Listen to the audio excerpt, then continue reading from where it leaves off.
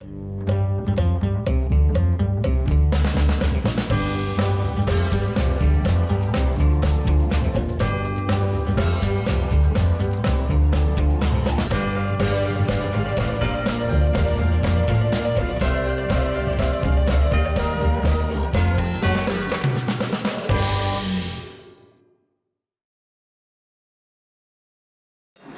and welcome to the Columbus Metropolitan Club. Good morning. All right. I'm Steve Marks. I'm chair of the CMC Board of Trustees and also president of Hannah News Service here in Columbus. It's great to see everyone here today. CMC is pleased to present today's forum, Money in Amateur Athletics, which is sponsored by the Robert Weiler Company and Deloitte, each of whom are represented here by many friends and associates. Won't you please help me thank them?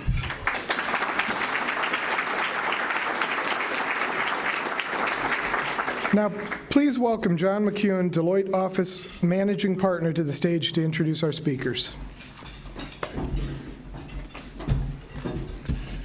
Thank you, Steve, and thank you to the Columbus Metropolitan Club. Deloitte is honored to be part of the mission of the CMC as we convene weekly public conversations on the important issues of our times.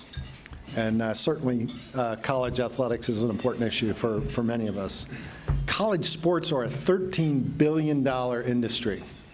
The only ones not making any money are the athletes themselves. Under the NCAA rules, student athletes can receive scholarships and small stipends, but no sponsorships or endorsements of any kind. The state of California is pushing the issue with the passage of a law that allows college athletes to receive pay for endorsements. Navigating this complex issue on the working group for the NCAA is Ohio State Athletic Director Gene Smith.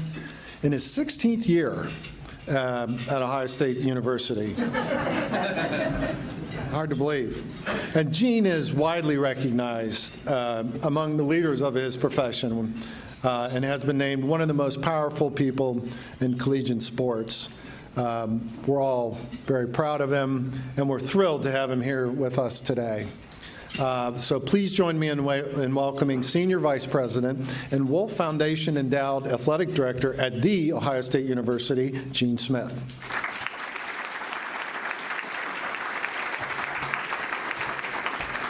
And we're very fortunate to be in the very capable hands with our host, journalist at WSYX, Maria Durant. Thank you, John. Maria, it's all yours. Well, good to see you. You too. How you been? I've been great. Great. But we have a lot to talk about. So let's do get it. started. Okay. I didn't know that's why I was here to talk about that topic. Well, we better stay on that topic because you know there's other things we could talk about. Let's do it. All right. You heard that. We can get to some really good questions here. But let's start talking about with money and amateur athletics. You know, John had just talked about the industry, how big of an industry it is. And just this week, Congress right now starting to tackle that issue. Talk a little bit about what the NCAA, I guess, wants. Yeah, so we have to keep in mind the NCAA is a member-driven organization. There's 1,100 schools across our country, Division I, II, and III. So the issues and the rules and regulations that are in place were voted on by the membership over the years. So what the NCAA wants, what the member schools want, is to be determined. However, we have made a decision as a governance structure that we should try and move into modernizing our intercollegiate athletics and allow student athletes to use their name, image, and likeness to monetize their persona. The question is how. And so right now we're in discussions on how to make that work, at what level, what guardrails we need to put in place. So hopefully in April, when the working group that I'm a part of submits its report, our last report, then we will recommend some ways that it can be done. And you're a college athlete, so I guess talk a little bit about maybe the struggles that athletes have because they're not being paid. Well, I don't think it's more about their struggles. Okay. It's not about that. This is more about. I don't know. I've talked to some athletes who say that, you know, it can be a struggle. They can't get jobs because they're practicing. They can't, you know, because the time, their sport takes a lot of time. Well, let's talk about that a little bit. Okay. So, at The Ohio State University, if you're a full-ride football player and you're non-Pell student athlete, you're getting $1,750 a month. Okay. Plus, we feed you all day, every day. So maybe those athletes need to. 8 years ago, and some of my colleagues in the audience, we used to have an old rule, stupid rule, where we were not allowed to provide meals all day long. We could provide certain snacks. Okay. We eliminated that rule, and so now we can provide unlimited meals all day long. We actually call them fuel stations in our program. And that's for all sports. That's for all sports. Okay. And it was right. It was needed. However, I'll sometimes see our student athletes walking out with, 12 to-go boxes going to the crib, right? So, but we also provide them meal money. So if you're Pell eligible for 12 months, if you're Pell eligible on a full ride scholarship, you get $2,400 a month. Wow. So I don't know, I'm just old school. I'm a simple math guy. Back in the day when I went to college, if I had that, it'd be a whole new movie. So those who are struggling, we did not do a good job with educating them around financial literacy. That's where the failure has been across the membership. So there's those who know how to manage that $1,750 and those who know how to manage that $2,400. But there's those who don't do well with that, and that's where we got to do a better job. Right. Well, and I think maybe too, is that rule now something kind of new? So that's been in place for a while. It's been in place for a while. Well, actually, let's step back. 4 years ago, we added cost of attendance to the scholarship model. The scholarship model used to be full ride, used to be room, board, books, and tuition for 4 decades. As we all know, there's miscellaneous expenses with going to college, and that's your cost of attendance, and each school determines what that is. So we relaxed that rule 4 years ago, so now we're allowed to provide cost of attendance. That's where that cash delta went up. Prior to that, it was a real struggle, but now we're allowed to provide that in the scholarship model. Now also keep in mind, there's sports that are on what we call equivalency. They only get partial scholarships. So if you're on a baseball team, you only may get 20% or 13% or 30% or whatever. You have to come up with the rest. So for me, the NIL space, those are the student athletes I think are going to benefit the most, because many of them leave with debt. So I'm really driven on trying to help our partial scholarship student athletes have an opportunity to monetize their NIL in a big way. And when you say NIL, that's name, image, and likeness. I'm sorry. Yep, name, Right. image, and likeness. Right. So talk a little bit about then, what is the NCAA looking at trying to do then for these students? Well, there's different categories. We have 3 groups now that are looking at this. One's called a individual license group. One's called a group license committee, and another one's called a work product committee. The work product is easiest. Justin Fields decides he wants to create a video on the appropriate way to throw the perfect spiral. It's a 10-minute video, and he puts it up online, and he gets pop-up ads and gets paid for that video based upon the number of followers he has. And Deloitte decides they want to sponsor that and put up an ad, and he's paid fair market value for that ad. Those are the things that are being discussed. Or passive endorsements. total passive endorsements. Mr. Weiler may decide that he has some real estate property and he wants Chase Young to advertise apartments available in this property, and Chase happens to live in that apartment complex, so they asked him to do a commercial. And Chase says it's a great place to live, see my crib, come visit me, and he pays them fair market value for that advertisement. So that is a passive, non-sweat equity type of behavior. The video on the work product where you're actually doing something, there's sweat equity. You're doing something. Right. There's an educational component to it. The passive, pure endorsement model is really what California is promoting, along with your ability to get an agent. The group product, the group license is the one that most people understand, makes it easy, is EA Sports. So if a group of student athletes had a relationship with EA Sports and your team is on there, they get paid. So all those things are being discussed. And now you mentioned California, so they've already passed a law. It doesn't go into effect until, what, 2023? Right. So there is some time. What has that done now? Has that really pushed the NCAA then to really take a look at this? And Yeah, I think it's going to happen, isn't it? Oh, it's going to happen. I Yeah. think the California legislation served as a good pressure group activity to help us move. However, there's 34 other states who have passed laws or have laws teed up to be passed. Some of them, 8 of them, are effective this year. And so that's why there's an initiative, there's a group of presidents working with the NCAA to work with our federal government to try and come up with a national piece of legislation. And fortunately, we have Congressman Gonzalez in this state who is trying to help us with Former that. Buckeye. Former Buckeye and just a great human being, trying to help us create national legislation so we can have consistency across the landscape. Right now, if the state laws are implemented, all states will have different laws relative to what student athletes are able to do. New York has one where 15% of an athletic department's ticket sales has to be distributed to the student athlete population at that individual school. So there's a number of different laws out there, and there's no way that this can survive in its current form if every state has a different law. Well, and you've gone on record, too, saying that, I mean, you would rather not do business or play California. No question. Right, because of that. If they have the ability, keep in mind the difference for us as opposed to pros or the Olympics is we recruit.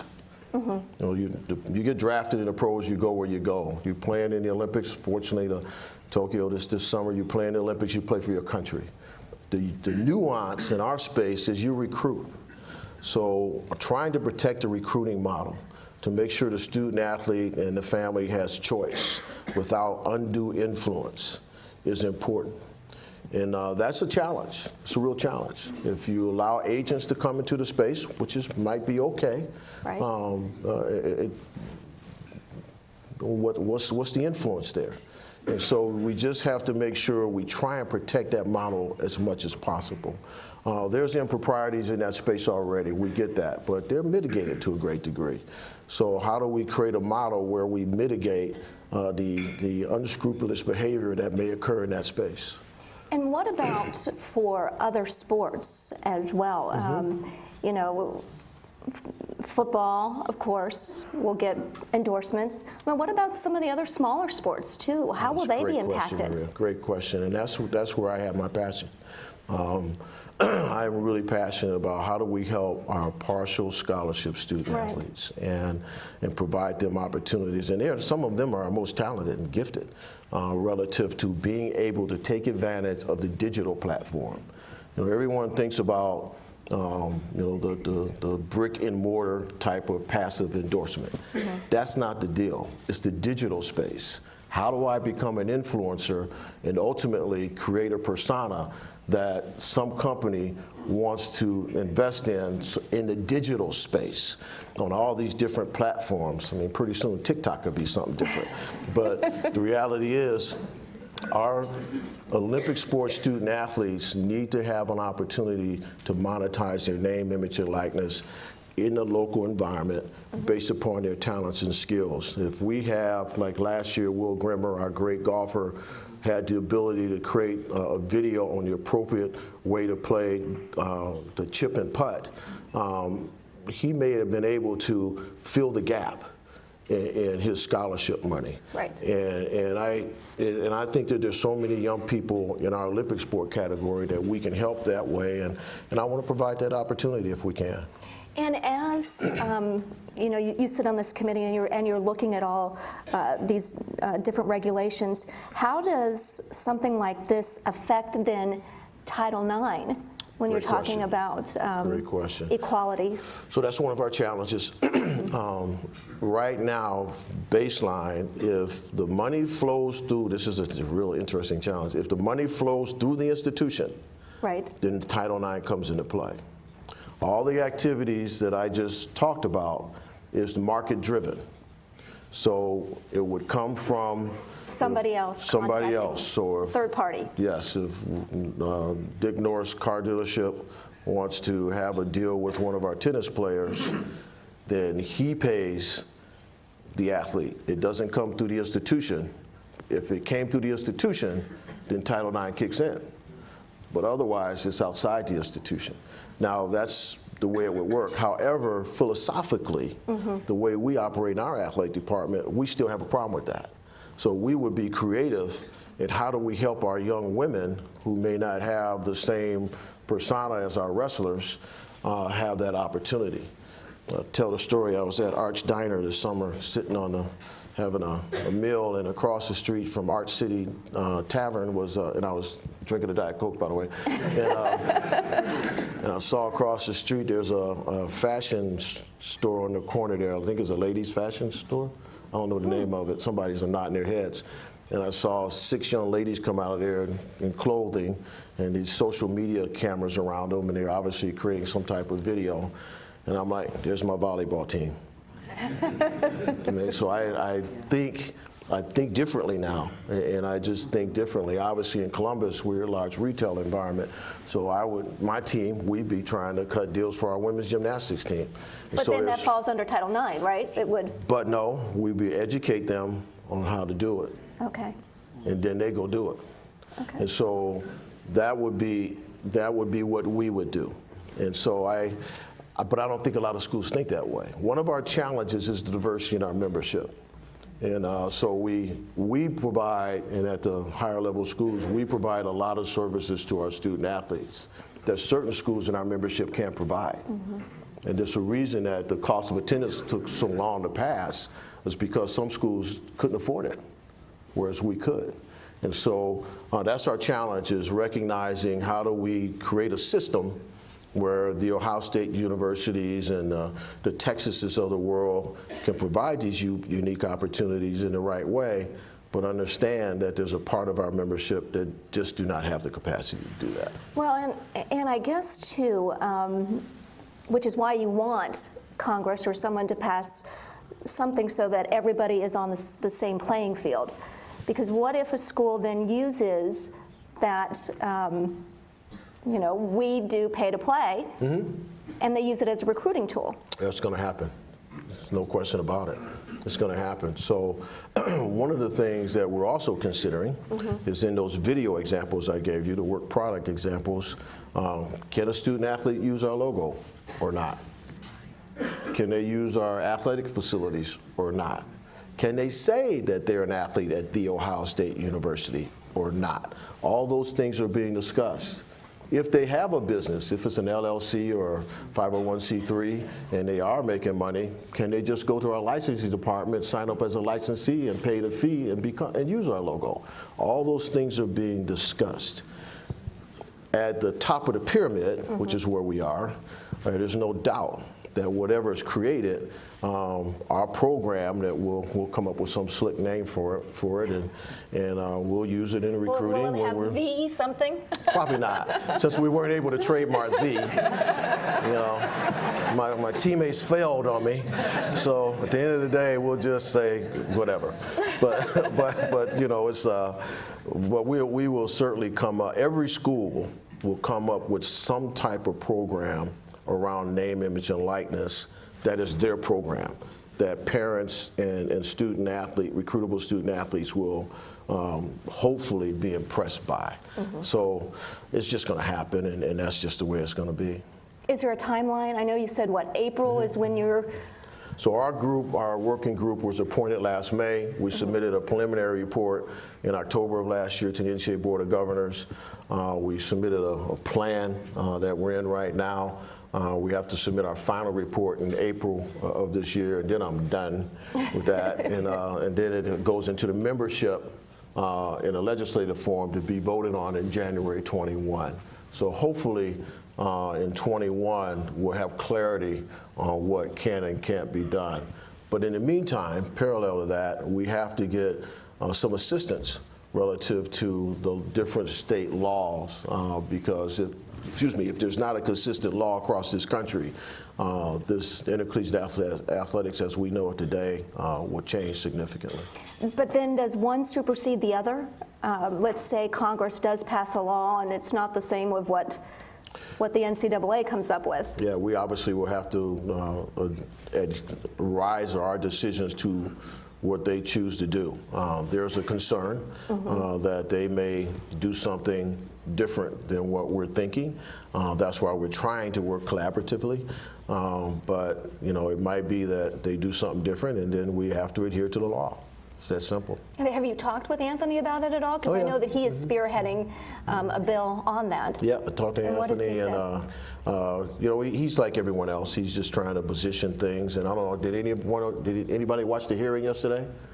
There was a hearing yesterday. There's a few people. There was a hearing yesterday, and it was an interesting hearing. But there was a hearing yesterday, and Anthony opened up the hearing and stated his position. And I think people in the political space are beginning to get educated on this, and we'll just see how it goes. Because I think for some it may be, why should they be paid? Yeah, right. Well, that is the interesting piece because a lot of this is semantics. So it's not the institutions paying a salary to student athletes. That's where we have to try to make sure we all are on the same page. We cannot have an environment where student athletes become employees. That's not what we want, and that's what we shouldn't have. So that's the difference here. What we're trying to talk about is a student athlete has a brand, a persona that we help them build.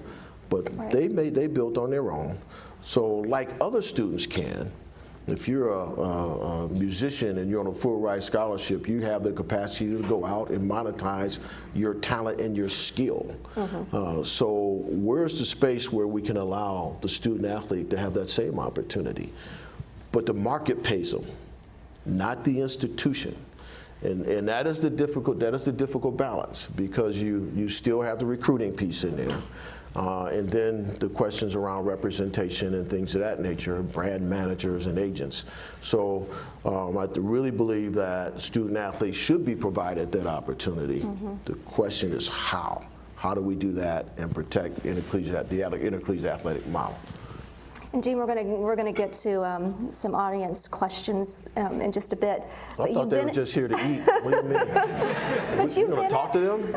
We will. We'll open it up in just a bit. But you've been at Ohio State for 16 years now. Just some of the changes that you have seen come around since you've been there. I know there's been some challenges along the way. Yeah, a lot of gray hair. But anyway, it's been enjoyable.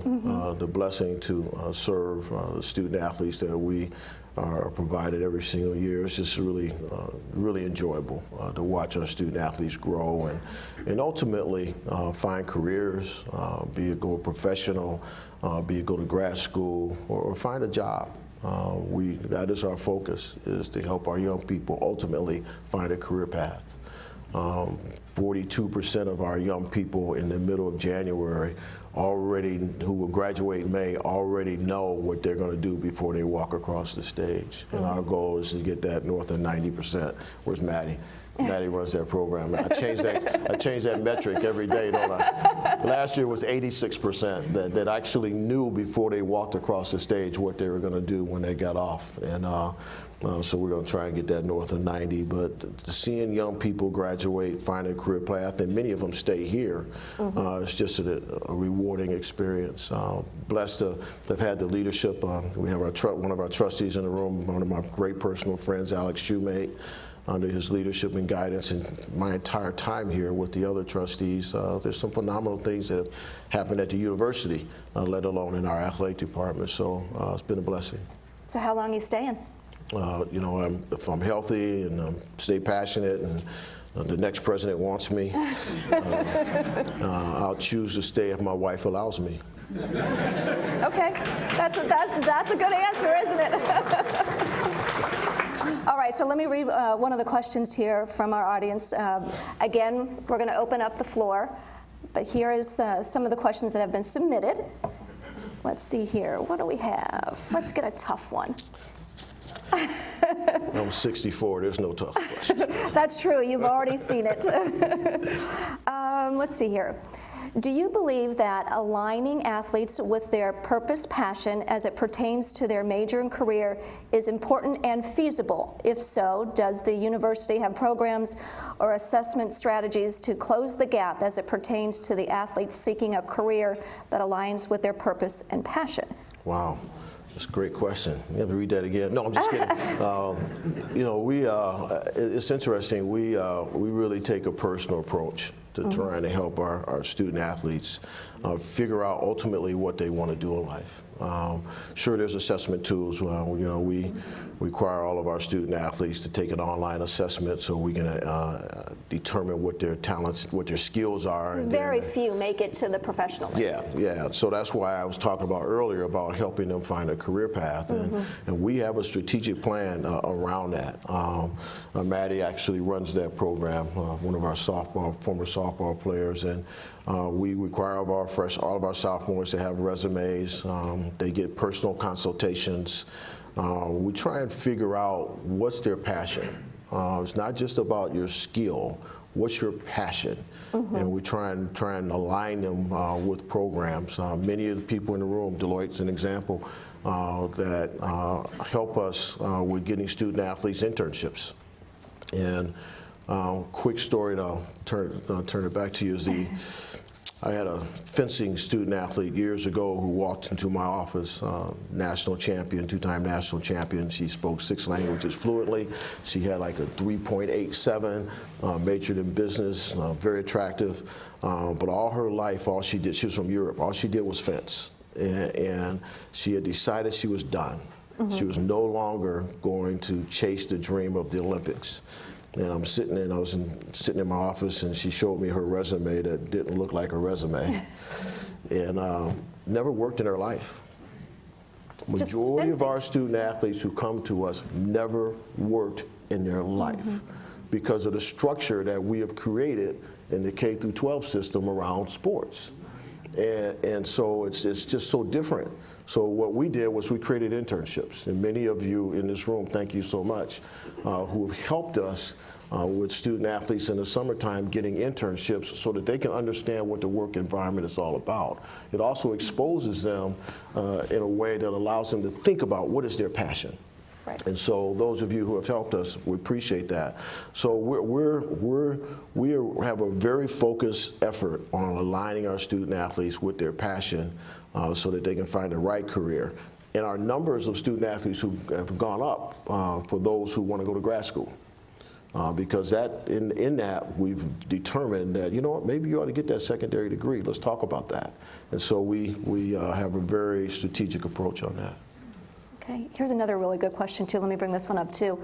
Are there discussions taking place to address lifting the restriction on student athletes receiving gifts or financial support from friends or families, especially in light of the fact that other students and non-athletes do have similar restrictions? What is the rationale behind the current restrictions? Wow, that's an old rule, old rule, but it's true.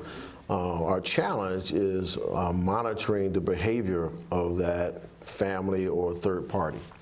So. And you just recently had to go through that. Yes, didn't we? And you know, that's the problem. If you go back to the way it was in the 70s, prior to the new rule, student athletes could have a community host. So the idea would be, you know, I'm from Cleveland, I go to Notre Dame, I don't know anybody, they hook me up with a host. I go to dinner on Sunday, they take me to their church, and you get familiar. But what had happened was all of a sudden, you know, they were getting cars, they were getting trips to, you know, to Hawaii, and they got cash in their pockets. And so the rule came in place in the late 70s, early 80s to prohibit that. And that's really what happened. And it's unfortunate. Because that question is a good one, but the problem is we can't control the behavior of certain people. And our student athletes are susceptible to that behavior that could ultimately get them in trouble. So that's why that rule's in place. It hasn't been looked at in a long time, but that's why it's there. Is there money available, though, or you know, if like you're going to the bowl game or something like that, to get family, is it just family? I'm sure that there are restrictions on that too. How does that work? Yeah, so we provide a stipend for families to go to postseason competition. When we went to the championship, we were the school that pushed the envelope on that. Got the College Football Playoff Committee to use our year in the championship as a pilot program. To provide stipends, and so we now do that with some of our other sports periodically. So it can be done. Okay. Do we have any questions? No questions? I guess we go. Gene wants to eat. I think he's.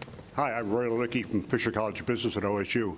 I think you may have just sort of answered the question, but what are you doing now to keep both the agents and sponsors from going around the athletic department and going directly to the players?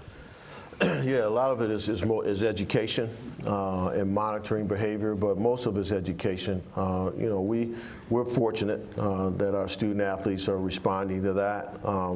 We remind them constantly of what's at stake for them. And you know, every now and then we have an example of behavior across this country that we put in front of them. We show them what happened at different institutions when they don't adhere to those rules and regulations. So it's mostly education, not just of the athletes, but of our sponsors and boosters and everyone else as well. Great question. Thank you, sir. And you know, when He's you got say another question. Just to follow up, are agents a problem in that mix too? Oh yeah. So they're not as much as a problem as they used to be. And by the way, I really hate the generalization that is, because it's not all agents. It's only a few. And I would hate for all agents to be tainted by the behavior of a few. But there are a few who try and enter that space, who may hire a student who lives in the dorms to befriend one of our student athletes who lives in the dorms. So we have to watch that. There's a few of them. It's nowhere near what it used to be. With the FBI entering our space a couple years ago, it helped in mitigating that behavior. So it's kind of like with this name, image, and likeness piece. Part of our discussion is the IRS engagement, because whatever money you earn, you got to refile your taxes. So I'm of the opinion, use the hammer, which is the IRS. And when you say too that you know, these student athletes are educated about that, it's not just okay, you know, here's some paperwork and read it. Oh no, it's constant. It's constant. It's constant. It's constant. It's in small groups. It's like subliminal messages. It's in small groups, constantly behaving in that, educating in that space. And through their entire year at Ohio State. Oh yeah, the entire year, and it's not just football and basketball. It's all sports. Right. And so we have about 1,000 athletes, 36 sports. So we spend a great deal of time around that educational space. Okay. Great question. Ann Gabriel, Ohio University, retired. I know the Big Ten and I think the Power Five are advocating a one-time transfer without sitting out a year. For the Justin Fields and Joe Burrows, that's fine. As a member of the Group of Five, I'm worried about poaching, and I wonder if there's anything in your legislation that would help curtail that. Yeah, so poaching actually happens now. It's just underground. But so what we were doing, frankly, was trying to force the question, because we had two pieces of legislation. Because keep in mind, we have 5 sports that have to sit out. If you transfer, you have to sit out. And all the other sports, you don't. So what we were forcing was to make a decision. You're either everybody's gonna sit, or nobody's gonna sit. It is very difficult for me, and it always has been, to sit in front of a men's ice hockey student athlete and tell them they gotta sit when my swimmers don't have to. And to say it's revenue generated is the differential I struggle with. I've always struggled with that. And because I have to justify that to a parent. Why that tennis player can do it, but my ice hockey player can't do it. So poaching already exists.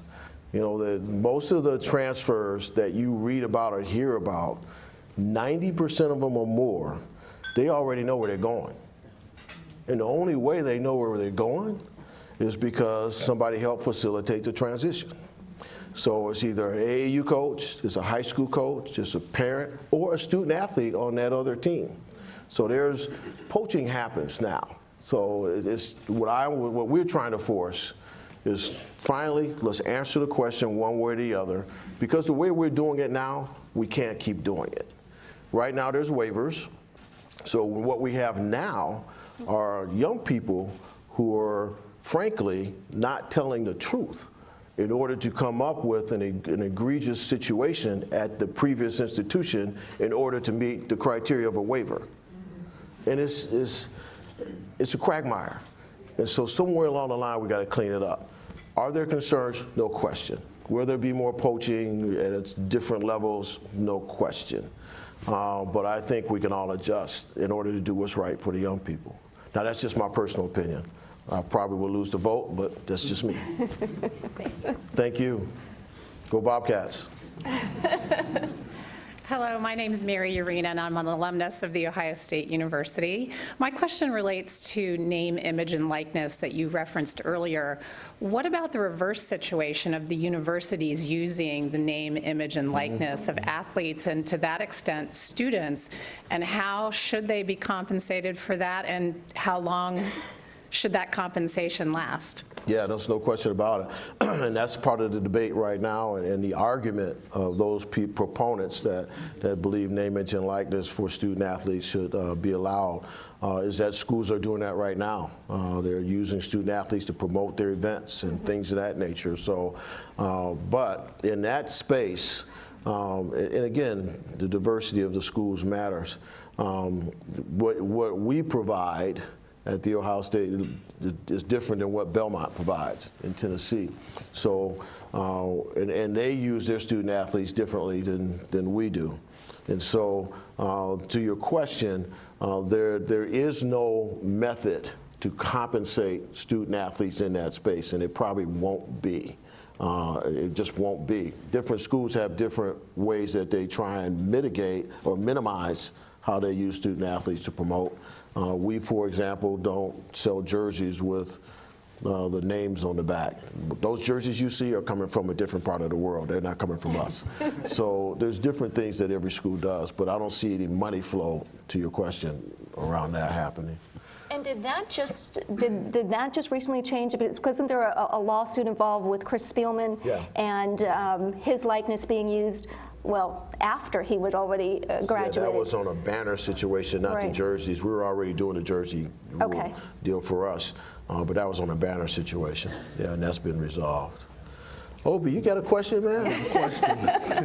What do you want? My name is Obi Stillwell. How y'all doing? Former Ohio State Buckeye as well. First of all, I want to commend you and the university just being forward in the aspects of ideation for athletes, current athletes, and for former athletes. So I just appreciate that, because you being a former athlete, you bring a different perspective, and I think you represent the athletic community extremely well. So thank you for Obi. that. Thank you. Appreciate that. That being Yeah. said, he's gonna drill you now. With that being said, Is this like the first date? right. Slow motion. I kind of two questions. One, what can we do as former athletes to kind of aid the university, even in aspects of mentoring for current athletes in a way that would be beneficial to the university, and then also within guidelines, within restrictions, because there's so many former guys that would love an opportunity to add something positive to the university and the athletic experience of many of these athletes that are coming from diverse communities. So that's one question. What can we do as former athletes? And then the other question was, could you just share a little bit of why education is such at the forefront of your mission? I think that's probably one of your legacies, that once it's all said and done, you'll leave behind, is that you've always desired the athletes, whether current or I can speak as a former athlete, you've always pushed education. One of the things, I actually have a group called the Obie's Breakfast Club, and I shared it with Gene probably a few years ago, and he asked me, were there any women in the group? And I said, no. And he said, idiot. Why not? and I said, well, I just, it's just some guys that he said, do you know how many women CEOs are in Columbus? Do you get it? Well, I'll tell you this. We had our first breakfast club this of 2020, January 16th, and the first aspect or Breakfast Club 101, I think the most I had was 23 individuals that came to the Breakfast Club. And then last month, or in January, this January, we had over 70 attend the Breakfast Club with your recommendations of opening up, being more inclusive. So I really appreciate that. So it was really awesome. So back to my question, how can we help as former athletes? And then as far as the legacy of education, why is that such a passion of yours? So thank you, Obi, and again, congratulations on the Breakfast Club. I know it's a great platform for people to come together. The former athletes, I think, need to take the initiative to get engaged. And we do not have a structured program for former athletes to mentor current athletes. But we do have a number of former athletes who do that. We have it around our professional development program for those student athletes who are getting ready to go pro. It's called our Complete Athlete Program underneath the Leadership Institute. We look, the athlete needs to engage us. So like if you're interested, you need to let us know, and then we'll line that up the right way. And it's usually not one-on-one. It's usually in group situations. And so we would have you come in and talk about X in your space, talk about what you do. So we really don't have a structured program around that.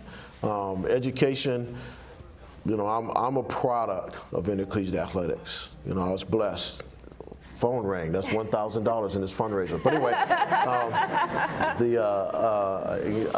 I'm a product of intercollegiate athletics. I had two great parents, but they couldn't afford to send me to college, and so I became an athlete and got a 4-year degree and went to school and received an education that I'm blessed to have received because of athletics. And my mission is to make sure that we stay true to the reason we recruit you.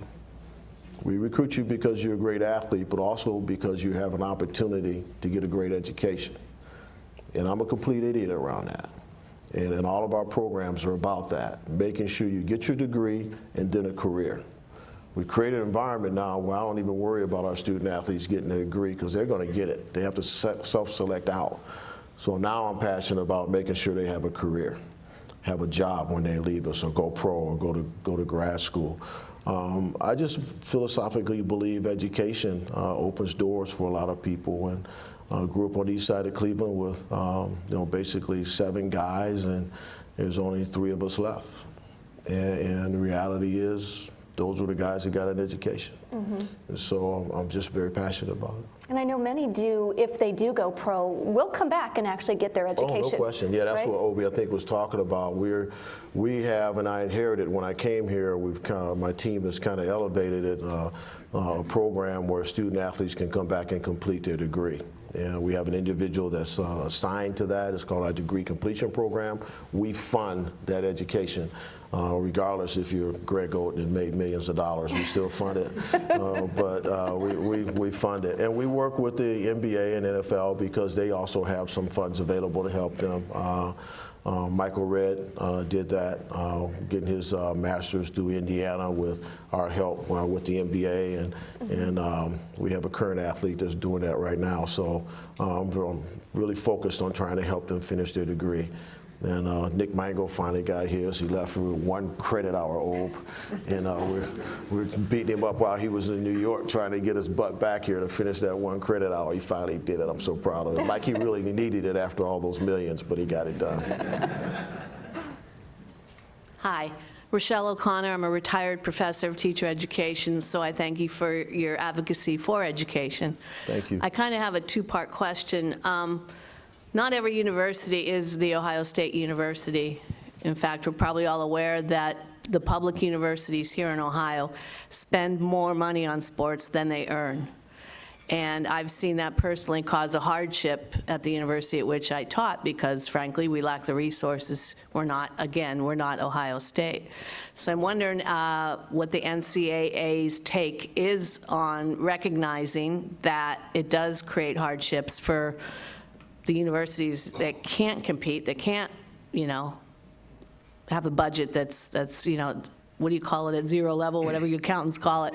And then secondly, second part of the question is the NCAA taking a look at H.R. 5528, which was an act, a bipartisan bill proposed in 2019 that serves as an advisory council, if you will, to the well-being of athletes. It's backed by the Drake Foundation, which studies that very issue. Yeah, on the first issue, keep in mind they keep talking about the $13 billion that the NCAA generates, and it's represented inappropriately because yes, those dollars are generated, but it's dispersed throughout the membership. Wherever you taught, I kind of want to ask you where you were, but I won't. But where? Wright State University. Oh, great. So at the end of the day, the Wright State University received a share of the revenue through the NCAA, primarily through the NCAA basketball tournament. Most of the money of the NCAA, from the NCAA is through the basketball tournament. The NCAA does not run college football. The college football playoffs is separate from the NCAA. So all that $13 billion is mostly basketball, and it's distributed throughout all 1,100 schools, Division I, Division II, and Division III. So that money is in place. And then just like the models are locally, like at Ohio State, all the other sports are supported by football and men's basketball. All the rest, some may generate a little revenue, but certainly no profit. And so that's the model. However, the decisions, like at Wright State, are local. I don't know how many sports they had. I don't know at what level they funded them. I was at Eastern Michigan University, and we ended up dropping sports at Eastern Michigan University because we could no longer continue to be a drag on the university. We're receiving 47% of our budget from the university, and so we ended up dropping 4 sports and to take it down south of 30%. And so every decision in that regard is local, and how you value or don't value the intercollegiate athletic experience. And I apologize, I'm just not familiar with the legislation you alluded to. I haven't read up on that one. You could encourage Anthony to look at that. Why reinvent the wheel? There's already something in place from last year that's moving forward as a bipartisan bill. And that's from the Drake Group? Yep. Great, thanks. Good. Thank you. Call your congressman. Oh, wait a minute. We can't be doing the lobbyist stuff in the room. That's like a cell phone going off. We're going to charge you. Hi, Jean. I'm Tori Prokop. I'm a former synchronized swimmer at OSU and now at the Columbus Foundation. First off, just thank you for being such an incredible advocate for every athlete from football to synchronized swimming. I never felt less important because our sport is not as big as football. So thank you for that. Girl. I'm saying, yeah, it felt like a big deal there to be a synchronized swimmer, which growing up it's like, what is that? But at OSU, you're recognized, so thank you for that. I just was curious what you're doing, what the administration's doing to protect student athletes' time. I know that there's a 20-hour limit per week of practice time, not including travel to and from meets. So yeah, there were times that I would get passed up for internships because I couldn't commit to a 20 hours a week internship that I needed to graduate, on top of trying to practice, on top of trying to get my schoolwork done. So just curious how that has evolved through the years and what you're doing to It's make even that a worse priority. today. It's really challenging. It really is, because we're blessed like you, where we have top of the pyramid athletes, and they want to put in the time to be national champions. By the way, who knows what sport at Ohio State has won more national championships? Synchro. Yeah. But anyway, so thank you very much, Corey. So no, it is a major issue for ours, and actually is part of the challenge we have around mental health issues, is that stressor and trying to help our student athletes. So it's more about education. It really is. A little bit about education around our coaching staff, our strength and conditioning staff, that whole support circle of care that you had around you, is making sure we watch that. But it's a challenge for us, no question about it. Optional mandatory practices, making sure that get they're out of here. actually optional would be a Optional, good place. right. Yeah, just optional. But thank Yeah, you better very show much. up. Yeah, right. You better be there. But you're right. I mean, that's one of the big things that I don't think we had Teamworks when you were there. Teamworks is a new online program we put in place, where as administrators we can watch team practices and see the amount of time that student athletes put in. But it's still an issue. There's no question about it. Thank you. Thank you. Congratulations on your job. Thanks. Are you in the Buckeye Club yet? Look who's doing fundraising now. That's $1,000 right there. I hope you found today's forum entertaining and enlightening. It's amazing how complex this issue. At face value, it seems simple, but when you start looking at it, it gets really complex. So, and let's thank our sponsors and partner, the Robert Weiler Company.